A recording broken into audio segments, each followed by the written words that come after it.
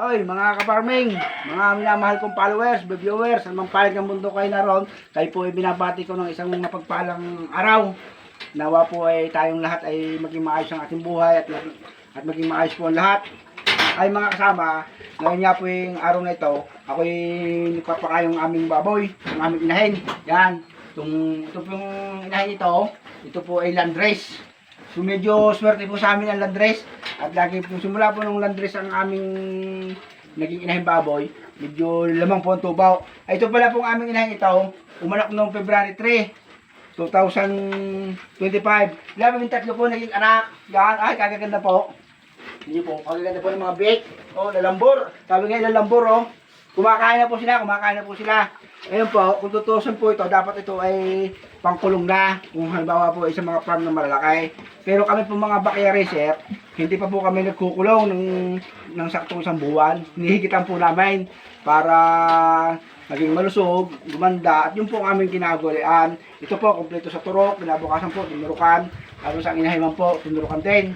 Magpalinis ang matres. Tapos pinapakain namin magagaling na pagkain para maging malusog. Tapos ito po, mga bek, yan po, makikita nyo, lulusog. Sa ngayon po, ang presyo po ng mga bek at baboy dito sa aming, sa bukay dito sa Rosario, Batangas, ang first 10 po, 550. Ang excess po ng 10 kilo ay 450. Kung halimbawa po ang yung bek ay tumimbang ng 20 kilo o higit pa, so magkakaroon po ng average na 10,000 bawat isang biik. So napakaganda po ng presyo.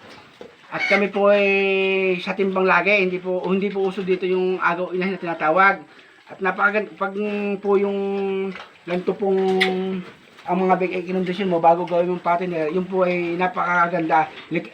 Naligtas na po yun sa maraming sakit dahil kondisyon na po. Nakita naman nyo, kalulusog ng aming mga big egg. Ito yung dinalagaan. Ako naman po hindi man nyo sanay itanong, ako naman ho sanay sa hayupan. Lalo na sa mga baboy, baka, kalabaw, kambing, kabayo, mga manok sa bukid. Ay nung ako bata pa, naranasan ko na rin yung matulog na halos katabi na o kabay na ang inahing baboy pag bagong panganak ko dahil nung pangapanahon ngayon ang uso pag ang mga beke nagutom, pinapasuso po yan kahit anong oras ng gabi. Minsan nga ho, nasa silong pa lang aming bahay Ay ngayon po, hindi na po ganoon. Dahil nauso na po itong ipitan, itong pigpen, yan. Ipitan dito. Ay noon wala. Ay di, kami natutulog sa labas.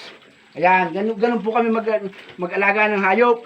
At yung pag-aalaga po nitong mga beke, para kano pong may anak napakalaga po ng isang biik. Ay pero manahon niyo ito kung mapapatimbang niyo ng 20 kilo ang isa. Ay meron kayong 10,000 agad. So maganda na ho yan, maganda na ho kita. At dito naman ho sa bukid, ay pasipagan lamang ho. Hindi ho pwede rito tamad, hindi ka magkakapira sa bukid pag tamad ka. Sa pagbababoy naman po, ay nalulugi din ho. Talagang nararanasan din ho namin ng magkalulugi, maubusan ng pera. Pero lamang ho ito, basta yan ho. At siyaga lamang, kung tayo mawawala ng pananalig sa ating mahal na Panginoon Diyos. At tutupo rin ho tayo. Ganyan po talaga ang paghahayupayan. Kita ko ninyo, kumakain na. Kompleto ito sa mga turok. Hindi ko muna sabihin sa inyo kung anong mga pinapakain, kung anong aming mga paggamit na fish, o anong aming mga vitamin. Kami naman po ay backyard lamang po kami. Pero ito po kayo, hindi na po ito sa akin. Ito po ibinigay ko sa aking magulang para meron silang pagkakitaan. Okay. Siyempre, may edad na rin sila. Masaya niya rin ako. Magpupundar ako ng aking panibaga pag may awa ang Diyos. Ay, sige po. Nawa po tayong lahat iswertihin. Bye-bye po. God bless po.